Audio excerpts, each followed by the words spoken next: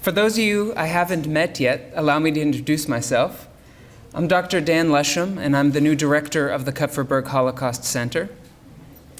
I started about 2 months ago, and I came most recently from California, where I was working on the USC Shoah Foundation project, which was a project that started by collecting about 50,000 Holocaust survivor testimonies in the 90s. I wasn't there then.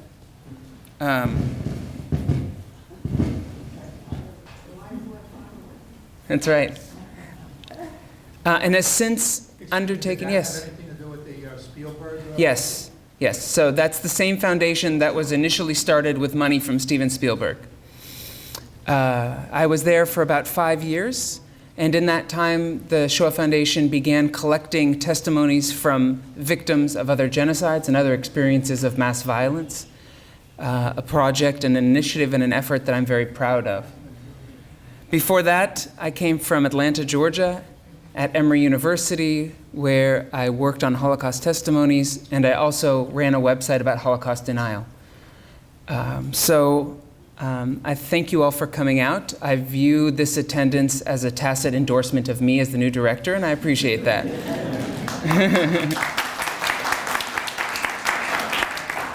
Just kidding. But thank you. It's good to see a great audience. This center I knew before I left California, and it's why I left California, is a remarkable place. It's had two remarkable directors before me who have done wonderful things in building something really out of nothing. It was a course in 1976, and today it's this beautiful building. It's the exhibits, it's the traveling exhibition, it's the archives, which we haven't really even plumbed the depths of, but we'll be doing more over the next couple years. It's the library, and it's all of these events. It's about you, it's about our community, it's about our survivors, and it's about our students and staff and faculty here at Queensborough Community College. So I want to thank you all for being supporters once again. I'd also like to let you know about a couple wonderful things we've had going on here in the last month. I'm not sure, I know I've seen some of you at some of them, but there's 3 events in particular that I'd like to highlight for you, just so as an update to our community. We did about a week and a half ago, we had the opening of the student exhibit that I saw some of you looking at in the hallway. This exhibit was the capstone project of a year-long grant that we administer through the Kupferberg Center every year. Money originally came from the National Endowment for Humanities. We raised the match, and now every year, forever, we have an endowment to allow us to give money to one faculty member here at the college, or a group of faculty, to incorporate the materials and the lessons that we generate in this space into classes across the college, across the curriculum. And the idea was that these kinds of centers at colleges need to affect the classroom, need to get in front of students, need to carry on not just one-off events on a Sunday, but need to be a very part of the pedagogical model and resources that faculty are using across the campus. And as you can see, if you haven't already, please go take a look at this exhibit when we're done. We have some catalogs. It's having a remarkable impact on this campus. And we had a wonderful opening here, over 200 students there were 14 different classes involved in the exhibit. Students who took the photos, students who wrote the text that's on the wall, students who designed the exhibition. 200 students and their families and the press, everyone was here, and it's an amazing exhibit. I think if you take the chance to look through, you will no doubt agree. Another thing that we were very proud of this month, and it happened actually Thursday. It seems like a long time ago. We had an Armenian genocide commemoration event here in this very room. I don't know how many of you were there. It was phenomenal. We had over 130, 140 people in here. It was beyond standing room only. We had survivors of the Holocaust. We had second and third generation Armenian. We had the priests from our 2 closest Armenian churches here to give opening and closing remarks. We had elected officials, and we had 80 students sitting right where you are today. And it was a little bit of luck. there's a 6 p.m. to 8 p.m. class here at the college, and sometimes if you hit a professor on the right day, they're happy to bring their class to an event and take a little breather in the back of the room. But you could have heard a pin drop in here the entire time. Those students were rapt in attention. And our speakers, one of whom was a survivor of the Rwandan genocide, that I'm sure most of these students had never heard. And what strikes me as I've studied the Rwandan genocide over the years is that Rwandan genocide survivors are my age and younger. And so imagine for the students, it's the age of their older brother, not of their parents or grandparents. And that difference, for me, is very profound. When I first met survivors when I went to Rwanda, and they're born in the same year as me. And it's really one of those there but for the grace of God moments when you realize, okay, so while I was graduating high school, you were doing this. It's very sobering. And I think that the Armenian community faces something that thankfully the Jewish community hasn't had to face. And while we have faced deniers, like I said, for 5 years I worked on a website devoted to denial.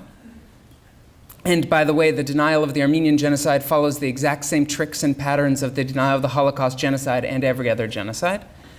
The Armenians have a nation state, the perpetrator state, denying their genocide and putting pressure on countries around the world to deny the existence of their genocide. And in some ways, I look at fourth generation, great-grandchildren of Armenian genocide survivors, and their traumas are more open in many ways than that of myself and other third-generation Holocaust survivors. Their traumas have not been allowed to begin to heal yet because of that national repression.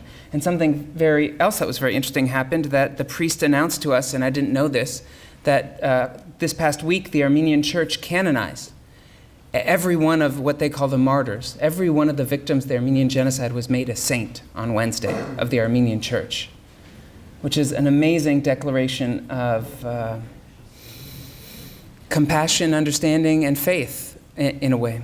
It's just kind of overwhelming.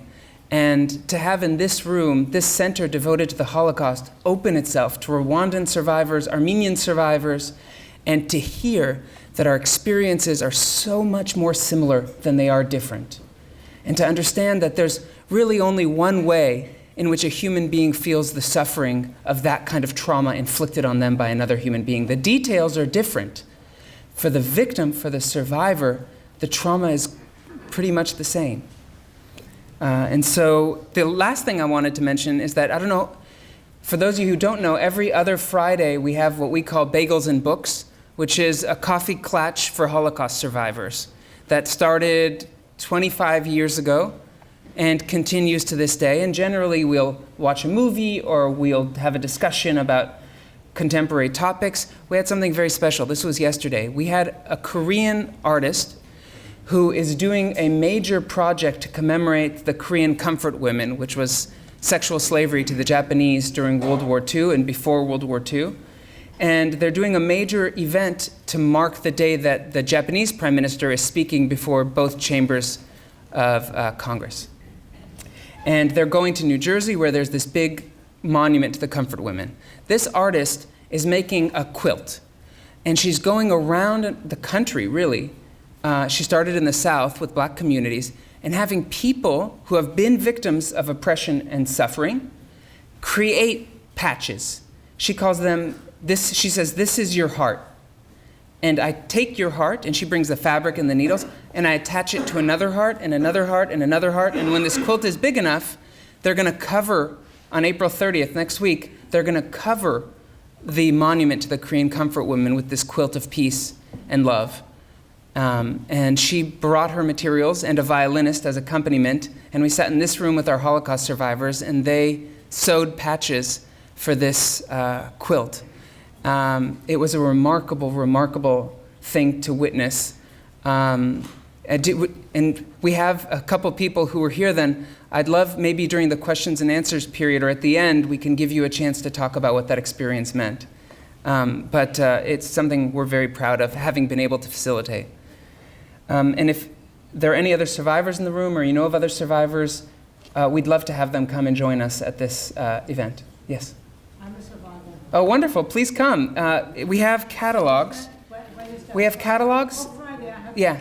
catalog. The dates and times are in our catalog. I came a few years, Okay. number of years ago. Wonderful, wonderful. Thank you. So, without further ado, let me just mention one more thing before I introduce the speaker. I know I'm new. I know you're not new. I know that you guys all understand how the centers like this operate. We operate on donations. And I'm not going to make a long pitch for money like they do at my synagogue on the high holidays. And I'm just thinking, what? We're not even supposed to carry money today. But I do just want to, as a reminder at our events, that these events are made possible by our community. And that's where the largest source of our funding comes from, and that's the exhibits, that's everything. In fact, this lecture today, as I'm sure you know, is part of the Drs. Owen and Bibi Bernstein lecture series. They generously fund most of our lectures throughout the year. And this is one of the real capstones of this year's program. So, without further ado, and I have donation cards in the back by the sign-in sheets, just FYI, if that was your next question. All right. Our speaker today, as you've all seen in the book, is Professor Deborah Dwork. Sorry. I asked you before coming on and said it wrong in any case. She's the Rose Professor of Holocaust History and Director of the Strassler Center for Holocaust and Genocide Studies at Clark University. This is the first, and to my understanding, the only PhD program in Holocaust studies in the world. True. Yes, true. Good. It's really remarkable. As founding director of the center, she has given shape to an Institute for Holocaust and Genocide Studies education and scholarship. She has written many, many books, and what's most remarkable to me about the variety of books she's written is how many different innovations and ways of looking at the Holocaust Professor Dwork has been at the forefront of. So let me just give you an example. This book right here, which is from our library, and we have several others of her works in our library that you know they circulate to our community. This book from 1991 really was one of the first books of Holocaust historiography, that is the work of history telling, that relied heavily on oral histories as its source. You know, historians were traditionally very, very skeptical of oral histories because, you know, eyewitnesses see things, they don't see things, they remember differently, and that was a real blow for survivors who spent their time sharing their stories and who opened themselves up, and who, while they might not be perfect witnesses for dates and exact times, they are telling us truths all the time. We just need to know how to listen. Professor Dwork has been really an innovator in that area. Another book I'd mention because I've taught with it before is her book Holocaust, A History, which she wrote in collaboration with another historian, a historian of architecture, Robert Jan van Pelt, who is an amazing scholar, and they also wrote the book Auschwitz. We have 1270 to the present in the new edition. They've dropped the subtitle, but it's an amazing exploration of Auschwitz, not as the camp of these years to these years, but Auschwitz as a place, as a site where over the years since the 13th century, a lot has happened. And a lot of it not good, but let's look at how one place comes to embody so many different meanings over time. Her book, Flight from the Reich, Jewish Refugees 1933 to 46, innovated the use of a geographical perspective on the Holocaust. So looking at how people move through space and how that affects their experience is really a growing field within Holocaust studies. We were just discussing geographers are now becoming Holocaust scholars. I think geographers for a long time have been looking for something really meaty and important that they could throw their lasso around, and they're doing remarkable work. Their way of looking is truly wonderful. And let me just say in closing that Professor Dwork is currently working on 2 projects. We're going to hear about one of them. First, she's working on a book called Saints and Liars about Quakers, Unitarians, secular people, and Jews who traveled to Europe to aid and step by step engaged in rescuing people targeted by the Nazis. And her other work that she is in an advanced state of, I'm guessing based on this talk, is called Dear Tante Elizabeth, an ordinary Christian during the Holocaust, and draws on a collection of over 3,000 letters between children and their parents and vice versa from the Holocaust period. So without further ado, please join me in a big welcome to Professor Deborah Dwork. As Dan explained, well, let me just go into this. A number of years ago, I was given a collection of 3,000 letters.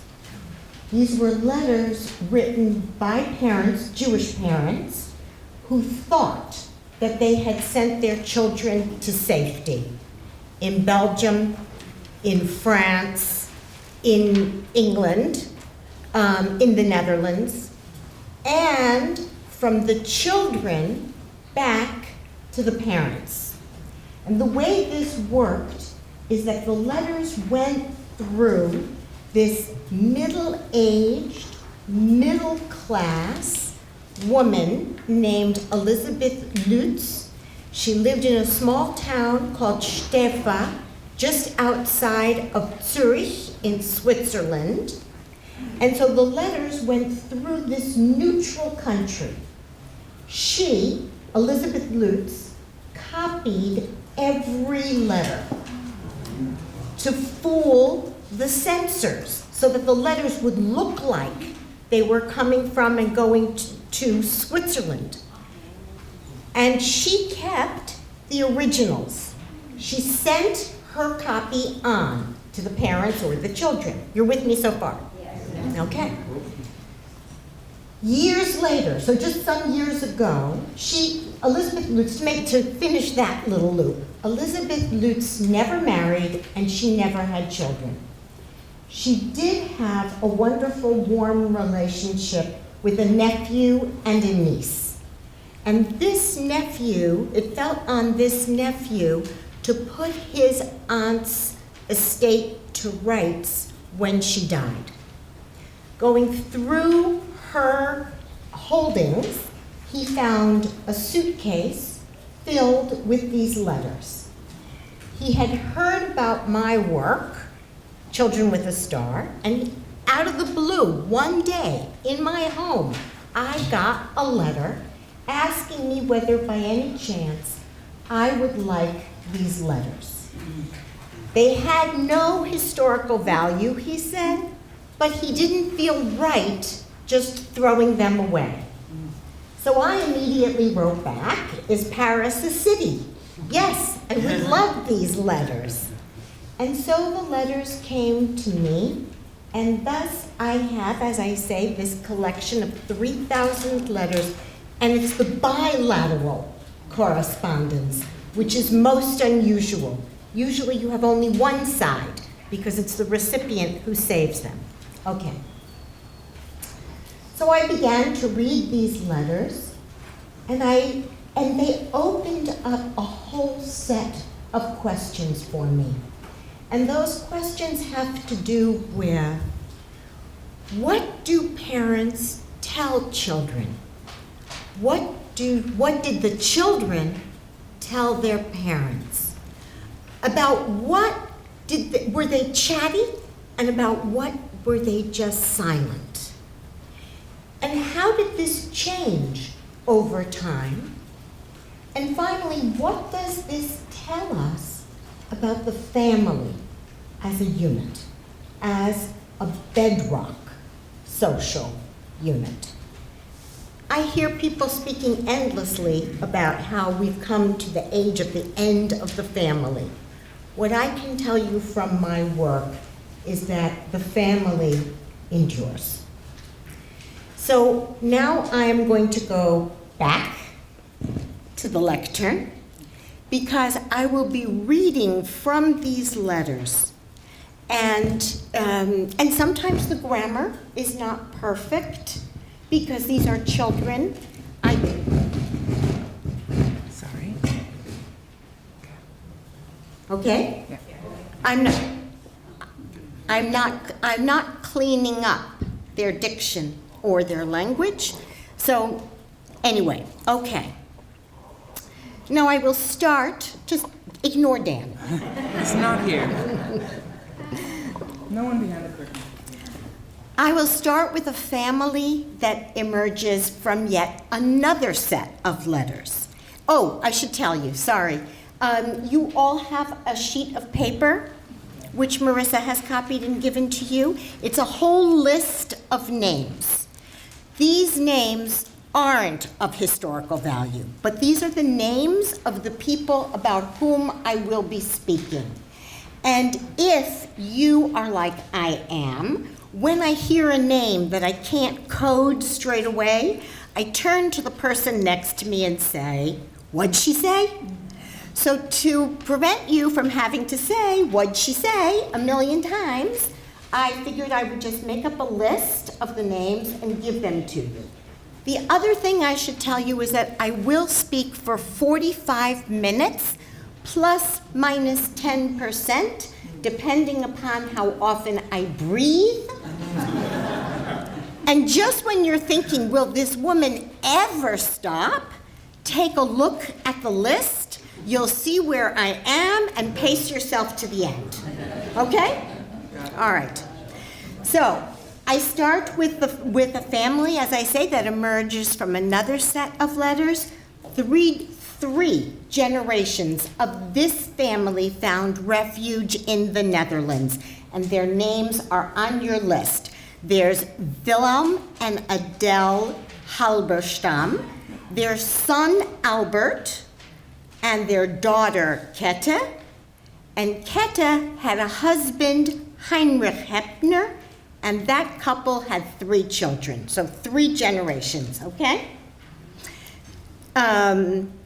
Wilhelm, Kette, Heinrich, and their 3 children did not stay in the Netherlands. They went from Germany with their parents to the Netherlands, but then from the Netherlands they moved on to Britain. That was the first leg of a journey to Cuba, thanks to visas that Kette had bought from a corrupt Cuban official. We like corruption.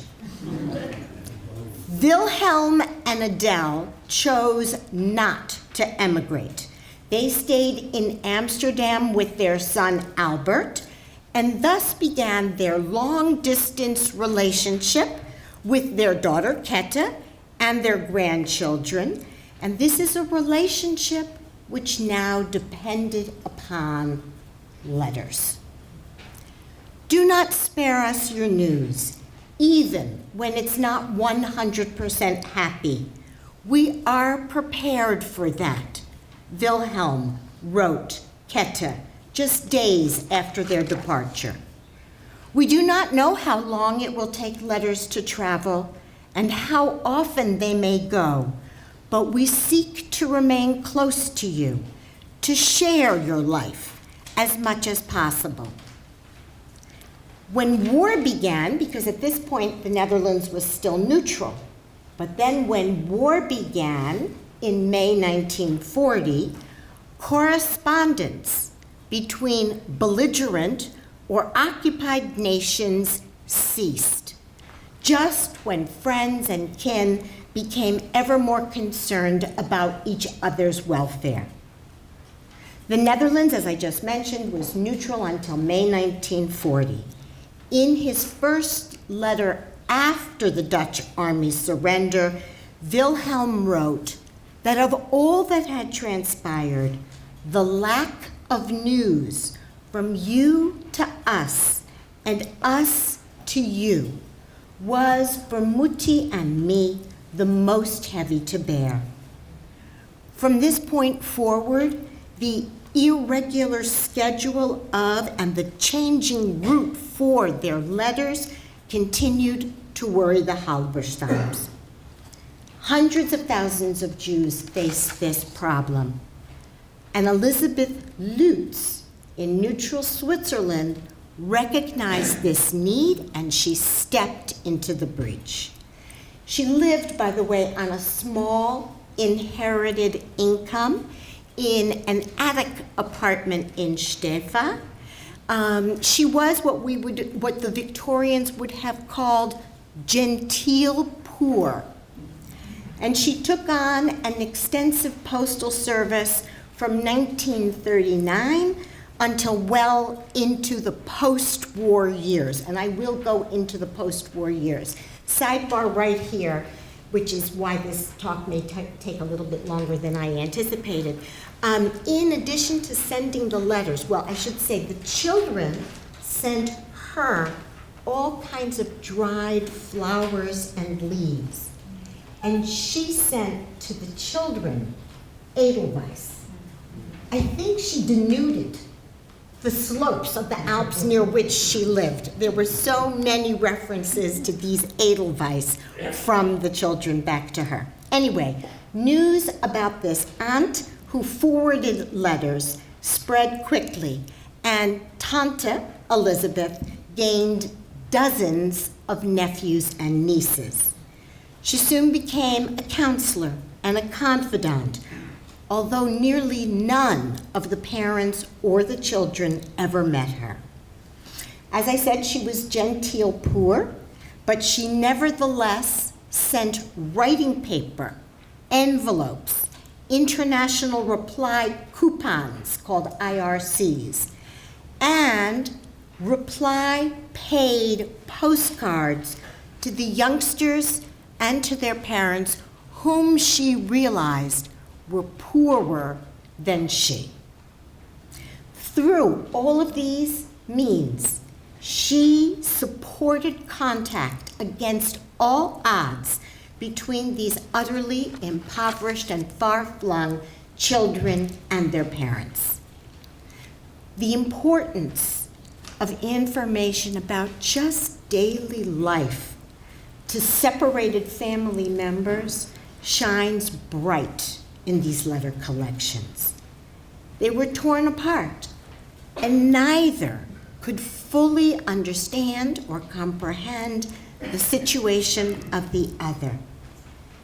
Yet parents and children yearned to understand and to be understood. The framework of their lives shifted, and their loved ones knew nothing of the new context and its rules. All of this needed to be communicated, letter by letter. So the Halberstams sought to build up their mental picture of their daughter and her family's situation. The Hepners had left Liverpool for Cuba on a ship called the Orduña. It arrived on May 28th, one day after the St. Louis, and you know about the St. Louis. So the Orduña passengers who had obtained visas in Berlin were not allowed to land.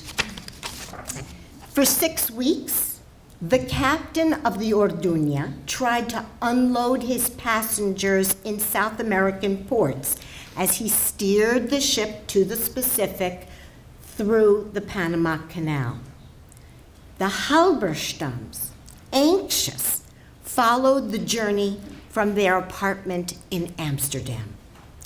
Have you landed in Balboa on orders of the shipping line?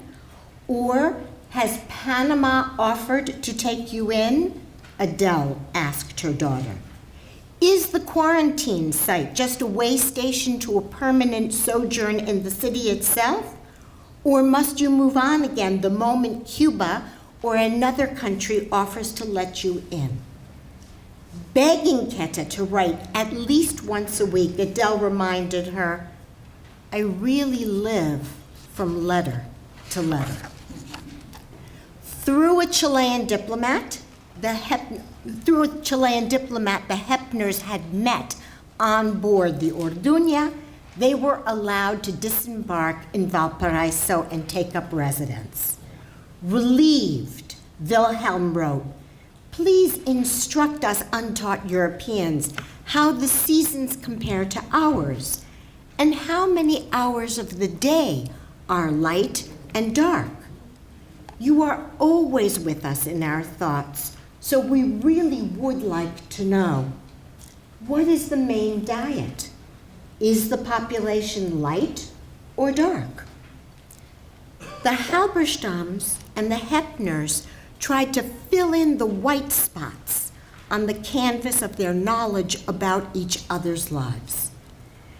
And at the same time, fearing loss of contact, separated parents and children wrote repeatedly of their affection for each other.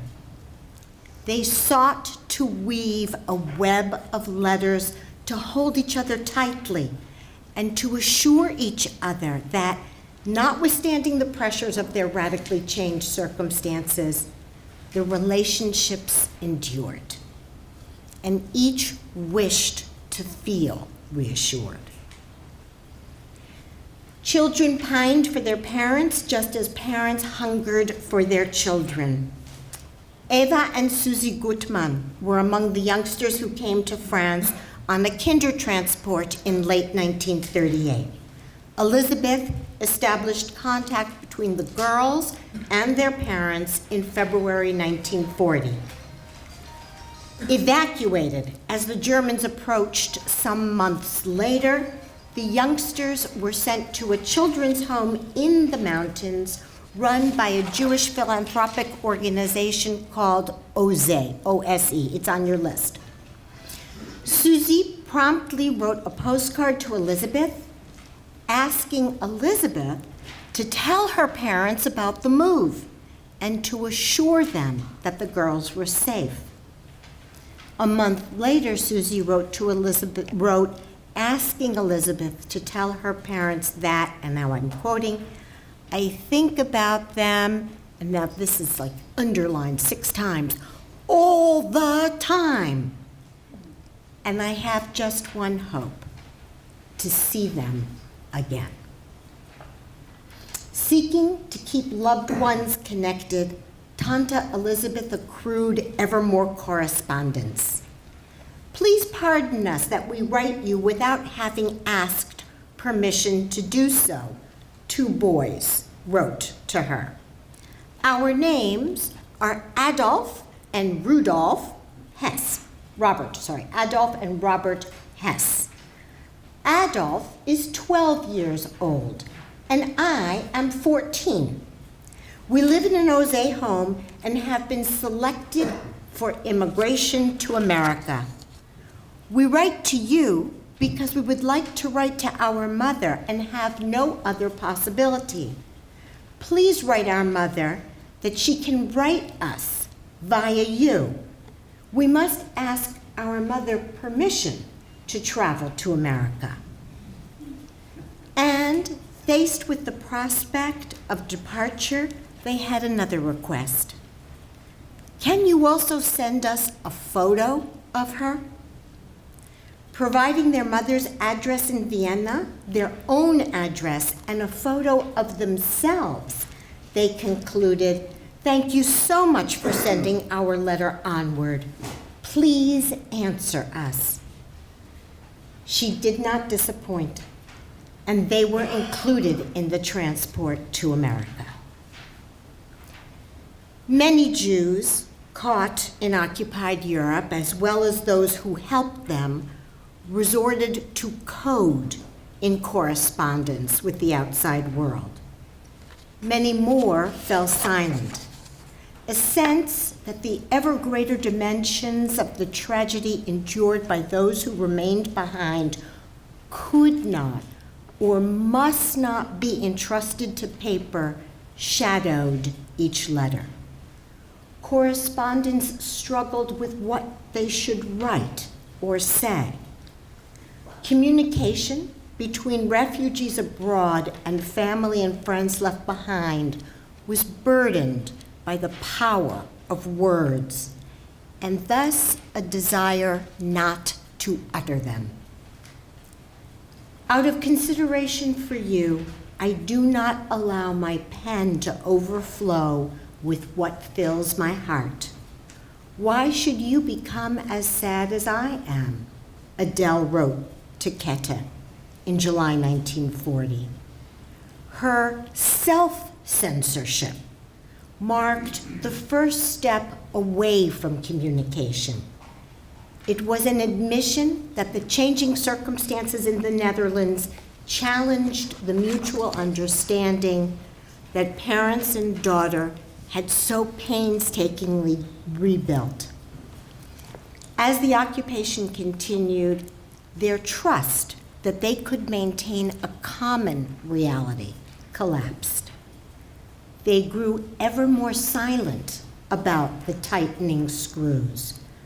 No mention of the fear that the Star Decree generated, not one word about the humiliation they endured.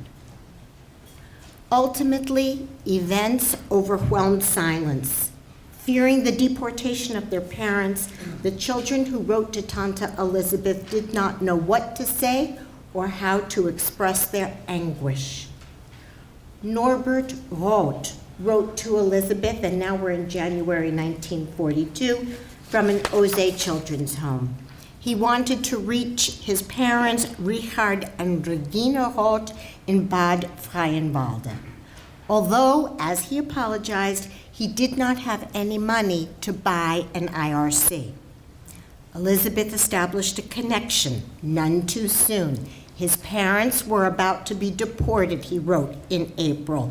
Would Elizabeth mail his letter immediately? Minutes may prevent the arrival of my letter in time, he wrote. And he confessed, I am completely agitated, and I must control myself in order not to show this to my loved ones. Who knows when, or even if, I ever will see them again. Regina and Richard were shipped to the Warsaw Ghetto, where they resumed correspondence with Norbert through Elizabeth. Norbert acknowledged his worries to Elizabeth, but not to his parents. I recently read a Swiss Jewish newspaper and saw with horror how the people live in Poland. Many thousands starve to death. Many thousands die from typhus. In every family, there are victims. Similarly, his mother, Regina, spoke only of her yearning for her children and not of the horror she experienced. Her last letter, written in November 1942, said not a word about the mass deportations to Treblinka that had just assailed the ghetto. I am so unhappy to have received no lines from you lately. I hope you are healthy, which, thank God, I can report about us as well. We have our 21st wedding anniversary this month. The most beautiful present would be a few lines from you. But by then, Norbert had already been arrested and deported to the East. Deportation, death. How, all parties wondered, to transmit such information. As 1942 wore on, letters accrued their final and most essential function. They served as a sign of life. No one cared what was said, so long as one received word at all.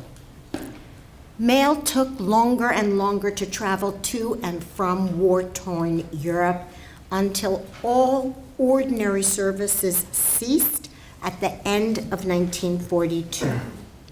Red Cross letters of 25 words or less written on what was called Form 61, became the standard form of communication.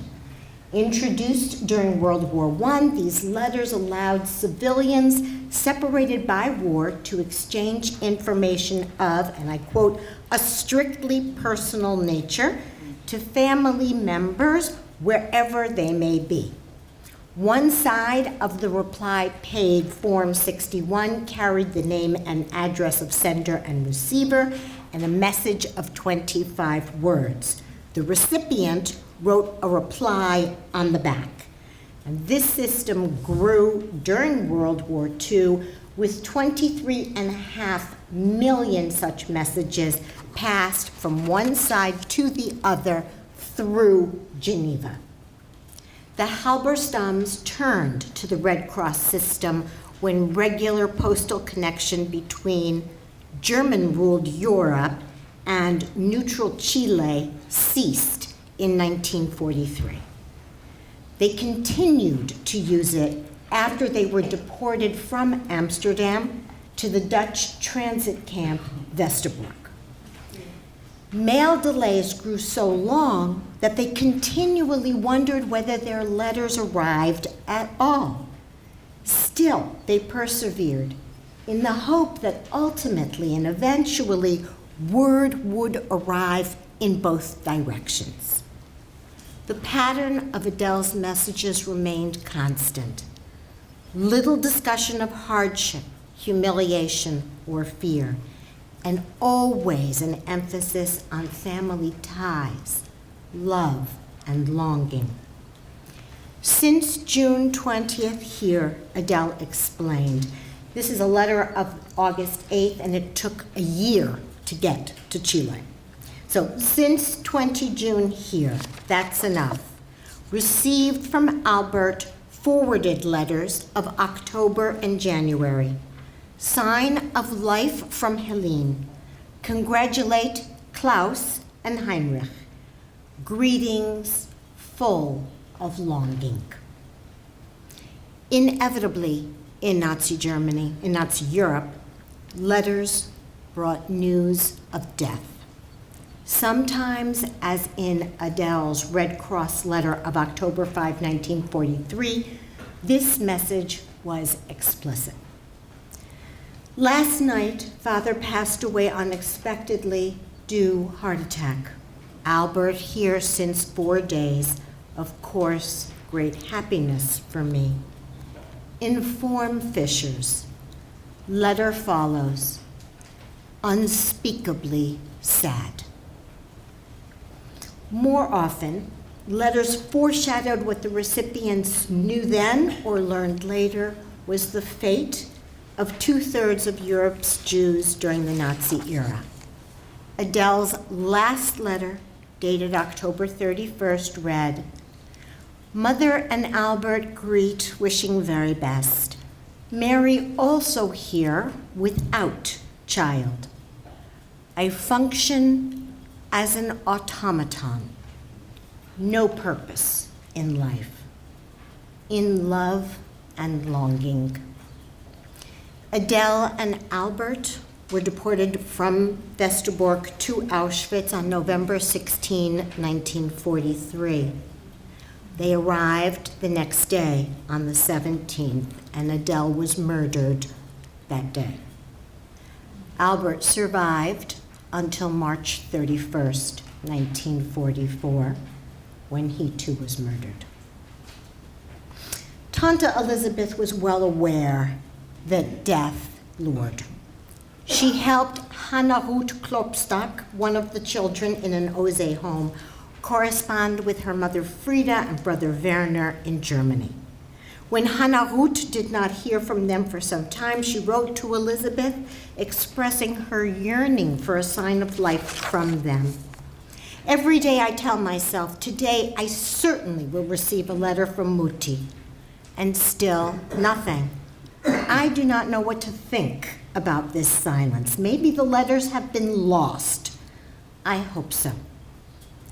Hannah Ruth's fears were well-founded. By the end of 1942, Frida could not imagine a happy end to the tragedy they lived. She bade farewell to her son Werner, who had been sent to a labor camp in Germany, detailed to heavy agricultural work. And then she wrote to Elizabeth in late December 42. I foresee nothing good and must hold myself together. Frida thanked Elizabeth for everything she had done and penned a last request. Please help my child, the only one left to me, Hannah Hoot, and console her when this heavy fate will touch me also. Frida was deported to Auschwitz 6 weeks later. It fell to Werner to relate the news to Elizabeth and Hannah Hoot. As you see, I alone must write this letter because, as I just heard, Mutti has not been at home for the past week. Werner followed less than a month later, as Tante Elizabeth soon learned. A postcard she had written to him was returned with the address crossed out and the word in German, zurück, and French, retour, parti.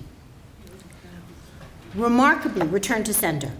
Remarkably, this was not the last sign of life from Werner. Can I have that first image, please? You were so engrossed in the story. This is the first image. In early August that year, the mailman in Steffa delivered a standard postcard from Werner written in a labor camp in Upper Silesia on July 18, written in Upper Silesia, but mailed in Berlin. The sender was Werner Klopstock, as you see from the top, Arbeitslager Jafischowitz, House 3, Oberschlesien. Tante Elizabeth knew a lot about what was happening in Eastern Europe. She did not know about the crematoria and gas chambers, but by 1943, Auschwitz had acquired its reputation as a deadly concentration camp. But even if she had surmised that Arbeitslager Jafischowitz was a subcamp of Auschwitz, we will never know if the evidence offered by the postcard signaled to her that this was not an ordinary concentration camp. Werner was not an ordinary inmate, and the card was no ordinary card. Next image, please. Written in block letters, his message ran, and I translate for you, Dear Tante Elizabeth and dear Hannah Hoot, I inform you today that I am healthy and remain here for the future. Sadly, I have no news from you, but I hope you are well. For today, very hearty greetings from Werner. 6 lines, not the 10 that the Germans permitted inmates in ordinary concentration camps. No other postcards followed. What we know now was that the Nazis too recognized the importance of letters. Indeed, they unrolled a special project, the letter program of the Reich Security Main Office, to deploy letters to their own benefit. Letters as camouflage.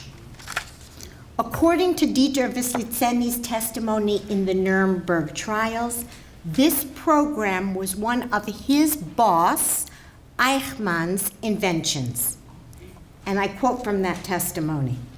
He had thought out a special system of postcards and letters whereby he believed he could mislead the public. The Jews brought to Auschwitz or to other extermination camps were forced, prior to being murdered, to write postcards. These postcards, there were always several for each person, were then mailed at long intervals in order to make it appear that the person was still alive. And thus letters that seemed a sign of life were actually markers of death. And now I wish to turn to the post-war period because it's not over when it's over. So in her quest to keep families connected, Tanta Elizabeth updated her address book during the war years. Her role took on a new dimension at the end of the war because surviving children and their parents turned to her, the last known contact, in an effort to find each other. Heinz Pfützner had corresponded with his mother through her. Heinz had been included in a 1941 USCOM transport to the United States, where he had moved to Santa Barbara and adopted the name William Forster. Dear Mrs. Lutz, he wrote in English. This is now January 1945.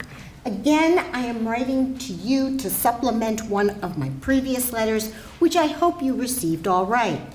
It is only the anxiety for the fate of my family, whom I have lost contact since the middle of 1941, that prompts me to make every effort toward a renewal of contact and an exchange of letters. I am sure that you can understand my plight. And he enclosed a letter to his mother, which was written in German. Why he wrote to Elizabeth in English when she was from the area of Zurich, Switzerland, and therefore German was her native language, but wrote to his mother in German, I think indicates to us how distant he had come from German during his years in the United States as a boy. Dearest mother, it is so long since I last wrote to you that I have no idea where you are and how you are doing. I read the letters that you wrote me a few years ago, and my heart is with you. So much time has passed, and as a result, I am unable to write German very well. But I am safe and healthy. My greatest hope is that you also are happy and healthy. My worry is that I do not know what has happened in the time I did not hear from you. Oh, Mutti, will we see each other again? And the whole family, will it be reunited? I just want to be with you and to show you that I have made great progress since we saw each other the last time. I am engaged to the most lovely girl in the world, and I would like to bring her to you. All these years have passed by so quickly, and I am older, 19 years. And the only thing I want is to help you and to give back to you the love and care you gave me when I was young. I love you so much, and I am sure that one day I will embrace you again and give you all the kisses I missed out on. Rest assured, dearest mother, my love is with you every day. Please write me how you are doing and what you do, and where is Father and how he is doing, and Aunt Ella, and all the people I used to know. Many kisses and a million greetings from your loving son, Heinz. Elizabeth's efforts to get information yielded results. Heinz heard from her some weeks later and answered right away. I hasten to answer your letter, which indeed brought sad tidings to me, that of the death of my beloved mother. The news was terrible, but I am still hoping that my father will be able to get in touch with you, or maybe the other way around. Elizabeth, now functioned as a one-woman tracing service. And the reunion of Ludwig, or Lutz, Scheucher and his mother was a rare pleasure. Lutz had gone on a Kindertransport to France in 1938 and had established contact with his parents, Alexander Scheucher and Agnes Scheucher-Frankel, through Tante Elizabeth. He was arrested in 1942. He ended up as a slave laborer in a rayon factory in Hirschberg. Liberated in Buchenwald, Lutz was repatriated to France. Alexander and Agnes Scheucher were deported to Riga ghetto in January 42. When the ghetto was liquidated, Agnes was separated from her husband, who was sent to Auschwitz. Agnes went from camp to camp until she was finally released to the Danish Red Cross and brought to Sweden. She cabled Elizabeth from there. We're now in May 1945. Request address of Ludwig Scheucher. Warm greetings, Agnes Scheucher. Elizabeth did not know Lutz's whereabouts, she confessed to Agnes, but she would do her best to find him. Agnes replied in despair, I am totally alone. My husband gone, totally impoverished. If I am unable to find my son, I will not continue to live. It's simply not worth it. Elizabeth cabled Agnes. Lutz had survived, in poor health, but alive and in Paris. And Agnes cabled back, and beyond happy that Ludwig Paris, hoping soon address, 1,000 thanks. When he was sufficiently recovered, Lutz traveled to Sweden. You may imagine how great our happiness is finally to be together again, he wrote to Elizabeth. Yes, if I could just remain here. My visa is valid only for 2 months.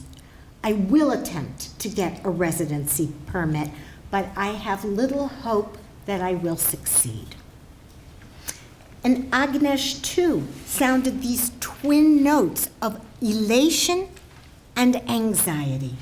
Finally, the boy is here, and I cannot describe to you the feeling of happiness. Through you, we were able to find each other so quickly, and now I wish that you could be witness to our happiness. She had left a young boy, and now she was reunited with a young man. She was grateful that they got on well. And she understood, she wrote to Elizabeth, it could have been so different, and it would not have been a surprise after the difficult years in concentration camp. But she too worried about the long-term prospects. I hope that he will be able to remain here. Otherwise, this period of happiness will end. And she worried, too, about how to manage going forward. Her last line of that letter was, to begin a new life is very difficult for those of our generation. And she was right. There was no solution to the problem of knitting back together, to resuming family life, but it was so much better than the ragged finality of death.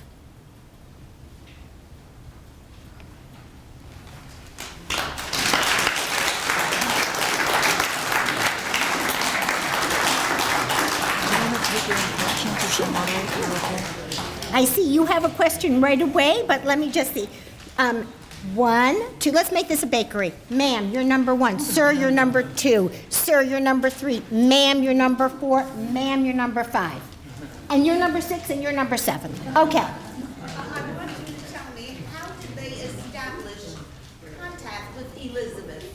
to begin with? Yes. So, to repeat the question, how did they establish contact with Elizabeth to begin with? So the story began, there was a small camp for internment camp, but not harsh internment camp. There was a small camp for refugee Jews to Switzerland. So Jews who had come into Switzerland and whom the Swiss did not throw back. The Swiss later on threw people back, and then they opened their borders again, blah, blah, blah, blah, blah. They never opened their borders. They just were a little bit more elastic. But anyway, back to main storyline. So there was this camp for these undocumented Jews. And Elizabeth went right near to where she lived, in Stefan. This camp was right near to where she lived. And she went just to befriend, just to be a help, just to aid.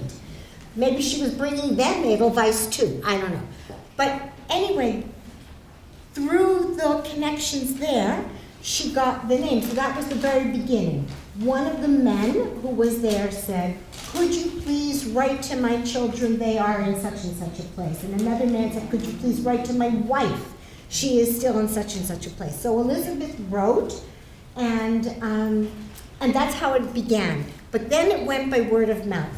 So those boys I told you about, Adolf and Robert, they were told about her by another child who was in the Oze home. So it just went from by word of mouth. Who was number two? Sir. Yes, the letter that you mentioned, the unusual letter, bears a certain resemblance to what were known as the Waldsee letters from Hungary. When the Jews were deported to Auschwitz, the Germans, just before they shoved them in the gas chambers, had them write postcards from a mythical place that didn't exist. There was a Waldsee, but it wasn't this one, called Waldsee. But those were one-way letters. How did the Germans not get an idea when they saw from their conquered areas letters going to Switzerland? They looked at everything. So how did letters from the German sphere of occupation to Switzerland get through without the Germans realizing that something funny is going on here? Did you hear the question? Okay. So the answer is that the people were allowed to write letters to neutral countries, but of course they went through the censors. So both the children and the parents and Elizabeth Lutz all knew that the letters were censored. That's actually why she copied all those letters. So it was okay. There was nothing particular for them to be suspicious about, since families, individual people wrote letters. Sorry? All these letters to Elizabeth? But it isn't that the Germans, they're coming from different places, they're going to her. The person who got suspicious was the letter carrier in Stefan, because he was schlepping the letters. And she was mailing it in from her little postal. She didn't give the letters to him. She went to the local post office and she mailed them from that little post office. But the censors read her letters, but there was nothing illegal about it. So they went. Who was number three? Sir. What language were the letters written in, and who translated them? And the second question is, has Elizabeth ever been honored in any way? Okay, so the letters are about this is a guesstimate, but they're about 75% in German, because the children came from Greater Germany, meaning Germany, Austria, and Czechoslovakia, Bohemia and Moravia. So that's the first. 75% in German, maybe 24% in French. Why French? what happened was that as the children lived in the Francophone environment, they forgot their German and they switched from German into French. And about 1% are in English, and those are the letters of children who made it to the United States or to Britain. So who translated them? And then about whether she was honored. Amazingly enough, Elizabeth Lutz was honored only by East Germany. And in particular, as I recall it, a school, an elementary school or a middle school was named after her. And that's it. Ma'am, you're number 4. Yes. I don't think there's an answer because I asked my rabbi about this. He said, everywhere I look in the world, people are escaping. People are running away from bombs, from any kind of things that will hurt themselves and their children. Was it not possible for my grandmother, my grandfather, and to my 2 nieces to pack up everything and just go to another country? People are walking around like Sweden, like Norway. So we all, everyone in this room wishes that it were different, wishes it had been that it even had been possible, wishes that the doors had been open. And as far as I'm concerned, why do I study the past? I am not an antiques dealer. People think that because I'm a historian, my house must be filled with antiques. In fact, I love modern architecture. I love modern things. I don't study the past because I love old things. I study the past because, for me, it serves as a compass to help me understand the world in which I live. It gives me a framework to understand the front page of the New York Times. And it also serves as a compass to guide me towards steps towards the world I wish we lived in. So I think that the lady's question is one with which we all wrestle as we think about undocumented refugees, because how many refugees have time to put their papers in order as they go? And who is number 5? I think I was. But my question was answered. I wanted to know what language, who translated, those letters were translated. So the other piece to tell you, this lady was saying that her question was actually asked by this gentleman. It was about the languages of the letters and whether they are translated. Right. So who was number 6? I was on the St. Louis. You were sorry? I was on the St. Louis. Oh, yes. I went to go to and afterwards, when we came back to Europe, I was at the same home. So there are, 6 months, yes. so you're In France. in France, yes, yes. So this member of the audience was on the St. Louis, the ship the St. Louis, and she remembers, you remember, so we don't use third person invisible, you remember when the Ordunia came, and after the war, you returned to Europe.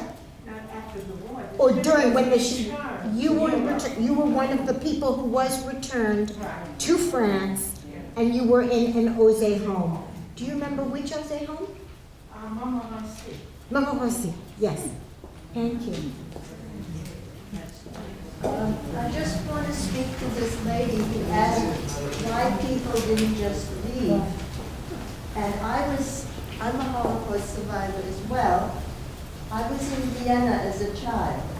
Hundreds of people lined up at the passport offices to try and get visas to leave and get out. And they were not permitted to go. No visas were given out at all, despite the fact that people did everything they could. And the best way some people managed to get out was to pay their way somehow to be able to get out. But the majority were stuck and were not able to leave.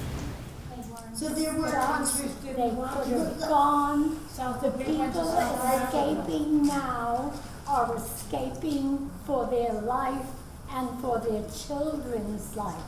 What would you do if you decided they're going to come and kill me and my family?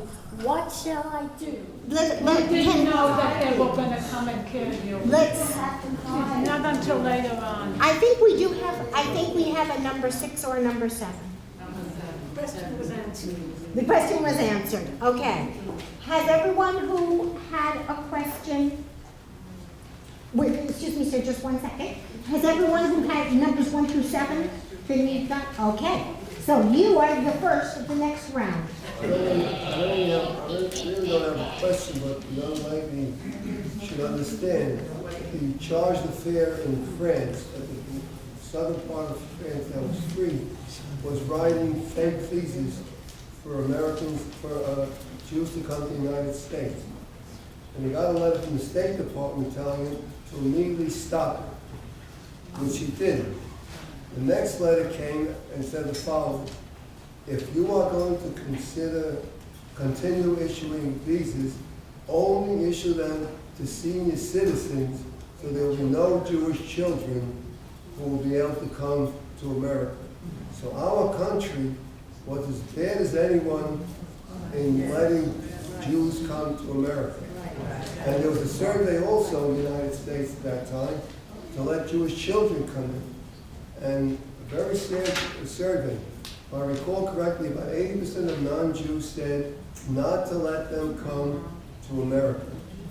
Over 50% of Jews said do not permit these Jews to come to America. So no one in America wanted a Jew. No one. There are, I think, 2 issues on the table here. The first one is about the agency of Jews in Europe. And at no point were Jews just sitting around waiting to see what would happen. They were standing online by the thousands even. It was your point. They were, yes, at consulates offices, shipping offices to get exit papers, transit papers, entry papers, to get passage, to go where they needed to go, to get tax clearance forms without which they could not leave, to make contact with passeurs who would take them by underground railroad out of occupied areas into what were then not yet occupied areas. Nobody knew how large the Nazi empire would become. So that's one piece, and that's about the agency of Jews. The second is about what the bureaucrats were doing, and the walls, which David Wyman has called the paper walls, that were constructed, which prevented Jews from getting out, from getting in, both. Ma'am, you wanted to say. It was interesting to me when you mentioned the languages in which these letters were written. What about so many of us who are the grandchildren of people in Poland who spoke what I was taught was Jewish, and Russia, and Ukraine, and the places that that I think of as the heart of Judaism? Was there an equivalent? Was there anything for the poor Jews of Poland, anything to do with this type of thing? Maybe one day, yes. So what this lady is wondering about is why are none of these letters in Yiddish? That's number one. And number two is, what about Jews who spoke Yiddish? What about the Jews of Poland? And was there an equivalent in that for them? And if there is, I do not know it. And maybe one fine day I will get another letter from someone who is cleaning out and saying that letters went from Warsaw Ghetto, as we know these letters did. Some of these letters, you remember I was on, that she resumed the contact even in Warsaw Ghetto. She was resuming contact in Riga Ghetto. So what about people there? So the reason that these letters are not in Yiddish is because of the countries from which these correspondents came. And those were, as I say, the countries of Greater Germany. And that was how she established the contacts to begin with. You are the last. Okay. It's hard for me. Can you understand me? I have Sure. And I will repeat. There's a book by Zapruder. Alexandra. In the Washington Museum. Does she still work there? No. Anyhow, she got these letters that were written in Yiddish, that were written by young children. Diaries. Some diaries, some letters, and they were written in Yiddish and Polish. Remember that Germany had a hierarchy of Jews who thought they all were very special and looked down on Polish Jews. Polish Jews were at the bottom. The German Jews were at the top. My own mother, who was the only survivor, would say, get an outfit like a German Jewish people. What the hell is that? It was like a beige or brown. And the book of letters that she wrote had much more emotion and what was happening day by day. The children would not know if they came from religious backgrounds. They would write in Yiddish and they would say, God, pray and forsake, things like that, which evidently the Germans were savvy enough not to write stuff like this. The letter would have never reached the So this lady is reminding us all of a book edited by Alexandra Zapruder called Salvaged Pages, which is primarily diaries written by a range of children, some of which were originally written in Yiddish and in Polish. Anyway, as I hope I have made clear, these letters were not written in Yiddish, not because of prejudices against Yiddish, but because that was not their language. They spoke German. So I thank you so much for coming out on this wonderful day.